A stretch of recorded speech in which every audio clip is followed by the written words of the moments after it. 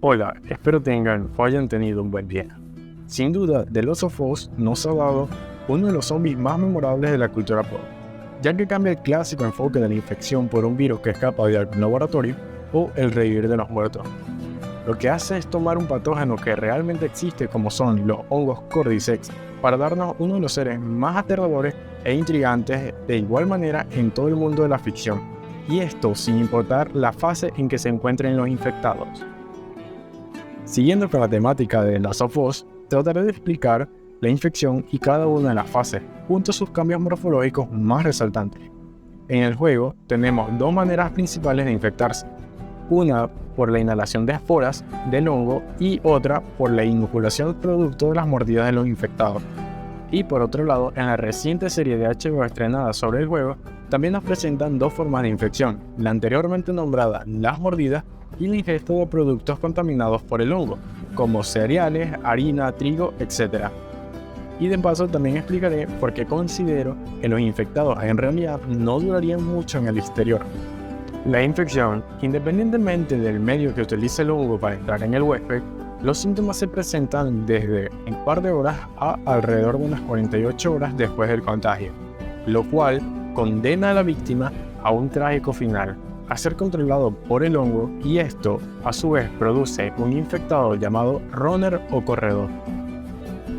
En esta primera fase se ven afectadas las funciones cerebrales superiores, que no son más que aquel conjunto de características que nos hace un ser pensante y racional, y que a su vez nos hace quienes somos.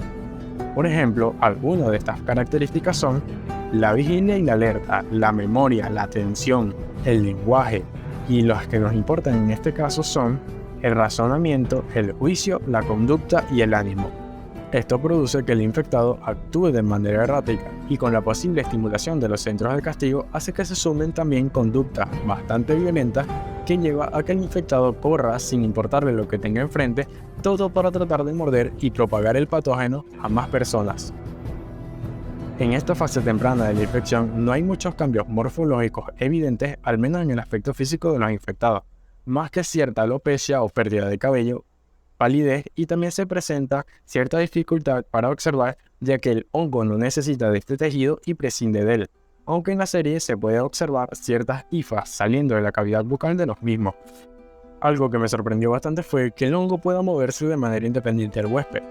La verdad desconozco qué tipo de estructura o proceso fisiológico le permite esta movilidad al hongo. Quizás utilice algún proceso similar al de las plantas Venus atrapamoscas o la mimosa púdica, que también es conocida como dormilona vergonzosa o adormidera. Tal vez producto de un proceso de evolución convergente, aunque no creo que sea el caso, ya que este tipo de procesos puede durar cientos de miles a millones de años, aunque en realidad ya hizo algo que es mucho más complejo, que es poder especializarse para infectar humanos, así que tal vez podría ser el caso. Por otro lado, tenemos otra fase de la infección, o fase 2. Los infectados en esta fase se les llama stalkers o acechadores, que justamente se caracterizan por eso: acechar. Luego de que atacan a su presa, se vuelven a esconder para atacar a más personas incautas. Dentro de sus alteraciones se presentan las mismas alteraciones a nivel del comportamiento, y en este caso sí se pueden encontrar ciertas características físicas mucho más resaltantes. Los signos que podemos observar durante esta fase de la infección son una alopecia mucho más pronunciada, una notable vascularización de las venas del cráneo, deterioro macular, hemorragia subconjuntival o hipofagma, y la característica más evidente que presentan estos infectados es una especie de himenio saliendo de algunas partes del cuerpo, principalmente del cráneo, sobre todo atravesando el hueso frontal. Estos cambios se presentan alrededor de unos cuantos meses después del contagio inicial. También se pueden evidenciar varias úlceras a nivel cutáneo y se presenta una conducta llamada bruxismo o rechinado de dientes, que es algo que comparte con la siguiente fase de la infección y que quizás sea la más emblemática del juego: los clickers. Clickers o chascadores es el nombre dado a los infectados en esta fase por la conducta repetitiva antes mencionada, el bruxismo, que se acentúa mucho más que en la fase 2, y esto es así ya que han desarrollado una especie de colocalización. En la tercera fase se podría decir que los infectados son mitad Cordyceps y mitad humanos. debido a que el hongo terminó poblando gran parte de los tejidos del cuerpo, sobre todo los aledaños a la cara, donde no hay rasgos faciales distintivos, ya que el hongo ha colonizado la mayor parte del rostro, haciendo que crezcan varias capas de himenio en esta zona. A pesar de que en la región del cráneo es donde se observan la mayoría de los cambios morfológicos más evidentes, también tenemos varios himenios y estructuras parecidas a esporocarpos creciendo de manera cráneo-caudal, o sea, de cabeza a los pies. Igual que la fase anterior, se pueden evidenciar varias úlceras y pústulas a nivel cutáneo, y una especie de tumoraciones. Al parecer, el hongo ha sustituido gran parte de los tejidos cutáneos por los propios. Algo curioso de esta fase de la infección es que el infectado muchas veces rasca las placas que se encuentran en su cabeza, quizás como una especie de vestigio de conciencia en respuesta a las molestias que causan estas placas en él. Estas placas son extremadamente fuertes y resistentes, lo que hace que el infectado pueda recibir varios impactos de bala sin dañar de manera severa el cerebro. Es una especie de armadura que hizo el hongo y que a mi parecer utiliza los huesos del cráneo para adaptarnos a los himenios. O también podrían aprovecharse de uno de los procesos del cuerpo para utilizar el calcio a su conveniencia. Y este proceso es la reabsorción ósea, y que consiste en que unas células especializadas en degradar el hueso, llamadas osteoclastos, lo metabolicen y dejen el calcio libre para su reabsorción. Claro, esta explicación está muy simplificada, pero es para términos prácticos de este video. Así el hongo podría utilizar este mineral para fortalecer las placas que se encuentran en la cabeza, ya que, aunque no lo crean, el calcio es un metal muy resistente y que bajo ciertas circunstancias puede llegar a ser mucho más duro que el hierro. El problema con esta hipótesis es que el calcio necesita de la vitamina D3 para poder ser absorbido eficientemente, y para producir, o mejor dicho, sintetizar esta vitamina, es necesaria la presencia de luz ultravioleta en nuestra piel. Y como recordarán, el hongo ha sustituido gran parte de este tejido y a su vez haciendo que los infectados busquen lugares oscuros para resguardarse, impidiendo la síntesis de esta vitamina. Aunque si en este universo el Cordyceps puede mutar en un par de décadas para infectar el sistema nervioso de organismos mucho más complejos que el de los artrópodos como hormigas y arañas, ¿por qué no podría crear una molécula que cumpla una función muy parecida al de la vitamina D3? Prosigamos con la siguiente fase. En esta etapa los infectados son llamados blooders o hinchados. Es la cuarta fase de la infección y se da luego de que el infectado tenga más de 10 años con la infección. Es la etapa más rara y fuerte de todas las anteriores. Y se cree también de que no todos los infectados pueden llegar a esta etapa, sin importar que tenga 10 años con la infección o más, ya que sería dependiente de factores genéticos. La verdad desconozco qué tipo de genes pueden influir en tal metamorfosis. En esta fase se podría decir que la mayoría de los tejidos de la persona han sido reemplazados por los del hongo. De entre sus características morfológicas más evidentes tenemos un abdomen inflamado, placas creciendo de todo su cuerpo, incluso en extremidades superiores como inferiores. Y las extremidades también presentan signos muy evidentes de inflamación, aunque estas últimas no presentan una gran cantidad de hongos creciendo en ellas.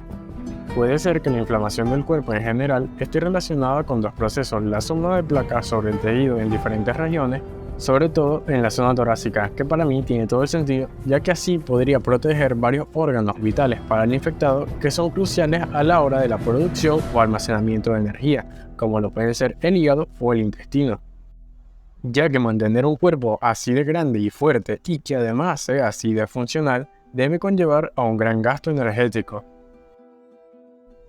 Otras opciones posibles para explicar esta inflamación podrían ser procesos biológicos reales como pueden ser la producción de citocina, que la verdad creo que es la menos probable, ya que el hongo al propagarse tan rápidamente por el organismo tiene que tener alguna sustancia inmunosupresora bastante potente, lo cual puede explicar una ausencia de síntomas inflamatorios en las fases anteriores. Y que a su vez esto podría fomentar que no aparezca un edema intracraneal, lo cual podría tener como consecuencia que el infectado caiga muerto o quede altamente incapacitado luego de que el hongo haya colonizado su cerebro. A mi parecer, lo que puede estar pasando es que se dé una acumulación de líquidos en el espacio intersticial gracias a un kwashiorkor, que es un tipo de desnutrición en la cual el afectado consume una cantidad ideal de calorías, pero no de proteínas. lo que hace que los capilares, los vasos sanguíneos más pequeños, pierdan la capacidad de mantener el agua dentro de los mismos, haciendo que se filtren por las fenestraciones. Todo esto se da gracias a la ausencia de albúmina. Lo que pasa es que el cuerpo, al estar consumiendo una cantidad más o menos alta de calorías, el cuerpo no recibe la estimulación suficiente para utilizar las proteínas que se encuentran dentro del músculo para suplir esta necesidad. Pero siendo realistas, esta es una condición bastante incapacitante, incluso haciendo que el infectado pueda llegar a la muerte por inanición. Quizás su aspecto se pueda deber a la acumulación de líquido, ya que no se puede ver por dónde los puede eliminar, ya que esa zona se encuentra cubierta por varias partes del hongo. Y también los trastornos renales son muy conocidos por causar edemas, sobre todo en los miembros inferiores, como se pueden observar en estos infectados. Podrían sumarse también problemas linfáticos. Otra explicación podría ser la producción de somatotropina u hormona del crecimiento, ya que estos infectados por lo general son mucho más altos que Joel, y esta hormona también puede causar edema en miembros inferiores. Incluso podría ser también la acumulación de algún tipo de gas producto de algún proceso fisiológico del hongo. Otra cosa bastante distintiva de esta fase es la producción de sacos llenos de micotoxinas creciendo de manera desordenada a lo largo y ancho del cuerpo. Estos tienen un aspecto muy parecido al de los hongos del género Lycoperdon, principalmente de las especies Lycoperdon umbrinum y piriforme. Estos sacos se encuentran llenos de micotoxinas, las cuales utiliza como armas para arrojarlas a sus víctimas. Su aspecto físico lo más seguro sea una combinación de varios factores fisiopatológicos como ambientales. Algo que tiene en común con casi todos los infectados es la excreción de un líquido rojo de la cavidad bucal. Quizás sea producto de una hemorragia debido al apresorio que está rompiendo el hueso del cráneo constantemente, ya que al parecer este hongo nunca deja de formar esta zona. O también podría ser algún tipo de pigmento que el hongo produce, así como hacen muchas especies de hongos. Ahora explicaré las complicaciones más serias que se podrían enfrentar los infectados y por las cuales creo que en realidad no podrían durar mucho tiempo en el exterior. Son tres, bueno, en realidad son dos, ya que como expliqué en un video pasado, los hongos son bastante buenos a la hora de la producción de antibióticos, pero esto tiene un pero muy grande, lo que nos deja con dos posibles causas, la deshidratación y los microorganismos. Por un lado, la deshidratación es la condición que se da cuando el cuerpo no ha consumido una cantidad ideal de líquidos o los ha perdido debido a varios factores, como el calor, la actividad física prolongada y principalmente las causas más comunes son las diarreas y los vómitos. Esta condición podría ser bastante fatal, sobre todo para la primera fase de la infección, ya que esta es la que más actividad física presenta de todas, porque necesitan correr bastante para alcanzar a su víctima. La deshidratación haría que el infectado presente síntomas como boca seca, saliva espesa, mareo, náuseas, emesis o vómitos que contribuirían más con la deshidratación, dolor de cabeza, entre otros. Además de todo esto, una consecuencia bastante seria que podría causar esta condición es la aparición de un edema cerebral.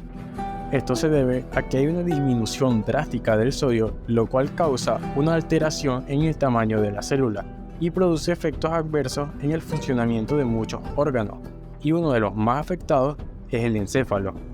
Esta disminución de sodio se le llama hiponatremia, y cuando estos niveles bajan en sangre, provoca un edema en las células encefálicas, que pueden tener una serie de complicaciones que van desde daño cerebral permanente, pasando por coma, convulsiones, hasta la muerte. Todo esto porque el encéfalo está contenido en la bóveda del cráneo, y no puede aumentar su volumen total más del 10%, ya que tiene como consecuencia una hernia en el encéfalo. Principalmente los tejidos intentan salir por dos lugares, uno el foramen magno y otro la órbita de los ojos. Todo esto ocurre solo con la hiponatremia, y como algunos ya sabrán, existe la condición contraria, la hipernatremia, que puede tener efectos iguales o peores que la hiponatremia, como hemorragia, rhabdomiólisis o ruptura de músculo. Estoy consciente de que el hongo muchas veces busca lugares oscuros y húmedos donde generalmente hay una fuente de agua cercana, para ponerse en un estado de letargo, sobre todo en la segunda fase. pero todos estos signos y síntomas que anteriormente mencioné ocurren luego del segundo o tercer día sin consumir agua. Y además, la verdad dudo que los infectados puedan suplir con la ingesta mínima de nutrientes y minerales, al menos no la gran mayoría, ya que comer carne cruda no tiene muchos beneficios como algunos creen. Todo esto nos lleva a la segunda razón, los microorganismos.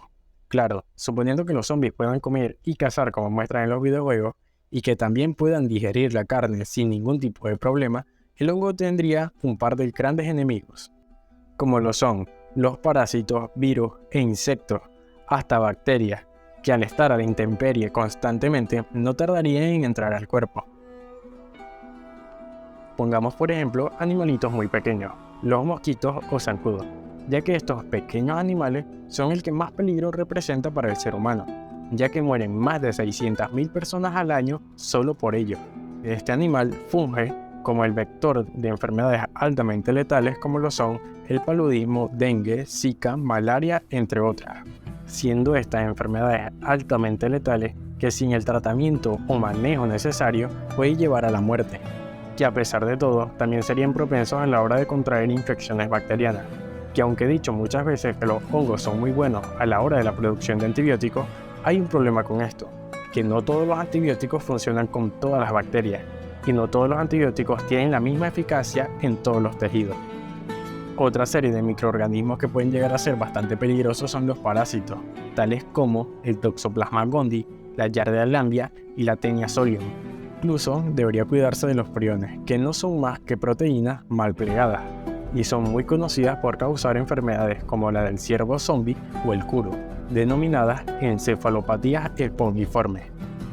Patologías que serían bastante problemáticas para el hongo, ya que no podría hacer mucho contra ellas. Este tipo de enfermedades causadas por priones son muy comunes verlas en comunidades caníbales. La verdad, podría seguir nombrando muchas enfermedades y patógenos más, pero creo que se entiende el punto. Una enfermedad como esta no sería tan grave, al menos no para los que no se infectaron inicialmente, ya que los infectados no podrían vivir mucho tiempo en el exterior. Y eso que no estoy contando los ataques que podrían causarle a animales como osos, pumas, perros, gatos, etc. Espero que te haya gustado el video. Siento que se haya alargado tanto. Traté de ser lo más conciso posible. Gracias por haber llegado hasta acá.